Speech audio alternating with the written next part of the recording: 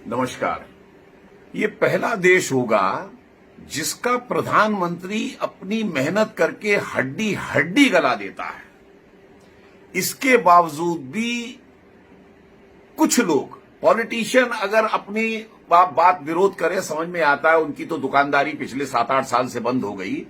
लेकिन अगर आम जनता का कुछ लोग अगर विरोध करते हैं तो बड़ा दुख होता है और तब ये महसूस होता है कि ये देश अंग्रेजों का और मुगलों का गुलाम कैसे बना था। अब आप खुद समझिए कि जिस देश के अंदर 1924 में टिटनेस का टीका इंट्रोड्यूस किया गया और भारत के अंदर वो पहुंचा 1978 में, एनसीफ्लाइटिस का टीका 1930 में इंट्रोड्यूस किया गया जापान के अंदर, जो भारत में पहुंचा 2013 के अंदर। 1955 में पोलियो का टीका इंट्रोड्यूस हुआ, भारत में पहुंचा 1978 में। 1982 के अंदर हेपेटाइटिस बी का टीका इंट्रोड्यूस किया गया, जो भारत के अंदर पहुंचा 2005 के अंदर। 1998 के अंदर रोटा वायरस का टीका इंट्रोड्यूस हुआ, जो भारत के अंदर पहुंचा 2015 में। और जो कोरोना पिछले साल 2020 में हिंदुस्तान के अंदर आया, 2021 के अंदर भारत ने अपना टीका इंट्रोड्यूस कर दिया मोदी जी के नेतृत्व में, जिस पर गर्व करना चाहिए। उसकी जगह उस आदमी को गाली देते हैं। ऐसे हैं लोग। जिस आदमी को पूरे वर्ल्ड में 5 मोबी मुस्लिम कंट्री ने अपना सर्वोच्च नागरिक सम्मान पुरस्कार दिया हो, जिसको रशिया ने अपना सर्वोच्च नागरिक पुरस्कार सम्मान दिया हो, जिसको फिलिप कोटलर पुरस्कार मिला हो, जिसको यूएन ने चैंपियन ऑफ द अर्थ का पुरस्कार दिया हो, जिसको सियोल के अंदर शांति पुरस्कार मिला हो, जो भारत में किसी भी प्रधानमंत्री को नहीं मिला, उस पर गर्व करना चाहिए। उसकी जगह ये लोग नादानी में उसको गाली देते हैं।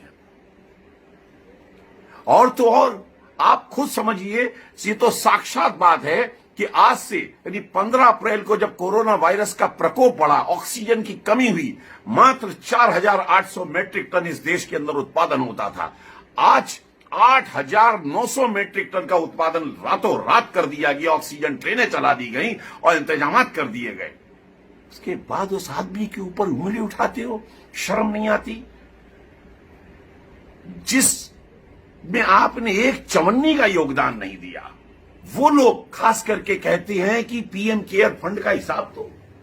अब आप खुद बताइए, जिस पीएम केयर फंड ने 2200 करोड़ रुपया टीके में, 2000 करोड़ रुपया वेंटिलेटर्स के लिए, 1000 करोड़ रुपया प्रवासी श्रमिकों के लिए, 1000 करोड़ रुपया पीएसए ऑक्सीजन प्लांट के लिए, उसके अलावा 2 कोविड हॉस्पिटल बिहार के अंदर, इसके अलावा 1 लाख ऑक्सीजन कंसंट्रेटर के लिए खर्च किया हो, जो चौन्नी दुअन्नी देने वाले तो हिसाब मांग रहे हैं, जो 1500 जो लाखों हजारों करोड़ रुपया दे रहा है, उनको हिसाब की जरूरत नहीं है।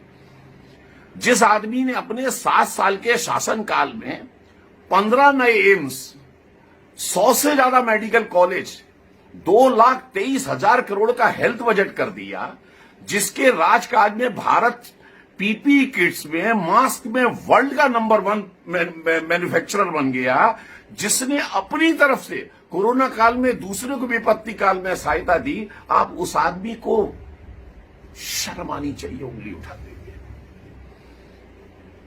आप महसूस करिए कि ये आदमी हमको मिला है, वरदान है। इसके बाद आप खुद समझिए, 9.5 करोड़ असली किसान, असली बोलूंगा, असली जो किसान काम वाला है, उनको सम्मान निधि 2000 रुपए की राशि हर क्वार्टरली देना, साल में 3 बार देना। इसके पश्चात महिलाओं के लिए गैस कनेक्शन पहुंचा देना, गांव के अंदर 20 लाख करोड़ का पैकेज दे देना। इसके बाद आप कहती हो उससे मोदी काम नहीं करता है। 43,000 करोड़ रुपया जो आपने कर्जा, जो पुरानी सरकारों ने ईरान का हमारे देश के ऊपर रखा था,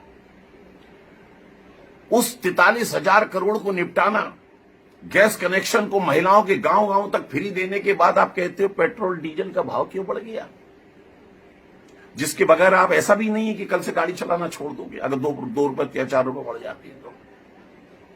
और जिन हथियार जो भारत के पास भी, आपने कहा था कि हमारे पास पैसा नहीं है खरीदने के लिए, इस शख्स ने अपने शासनकाल में 4,26,000 करोड़ रुपए में 36 राफेल, 6 अरिहंत सबमरीन, 1 पनडुब्बी nuclear, 7.5 lakh assault rifle, 145 howitzer तोप और 5 एयर डिफेंस सिस्टम, जैसे कि आजकल आप देख रहे हैं कि जो इजराइल के अंदर है उसी तरीके से रशिया से S-400 आने वाला है। इसकी डील कर ली। जब आप कहते थे हमारे पास पैसा नहीं है, इस आदमी ने कर लिया। और आप लोग, खास करके वो लोग जो मोदी के धुर विरोधी हैं, इस तरीके की वाहियात बातें करके उसके खिलाफ करते हैं।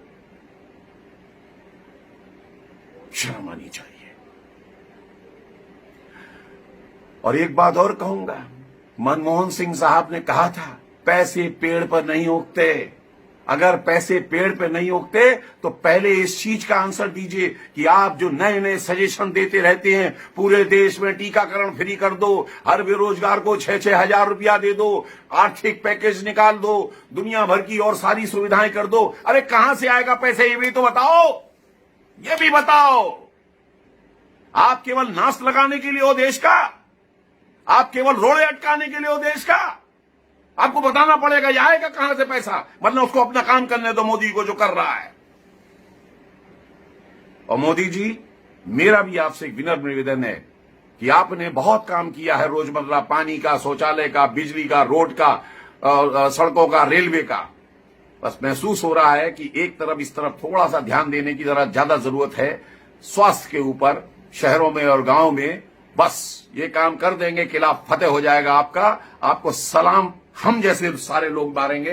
बाकी जिनको बेवकूफ है, जिनको कुछ आता नहीं है, जिनको समझदारी नहीं है, उसको कोई नहीं समझा सकता, क्योंकि मूर्ख और मृतक अपने विचार नहीं बदल सकता। जय हिंद।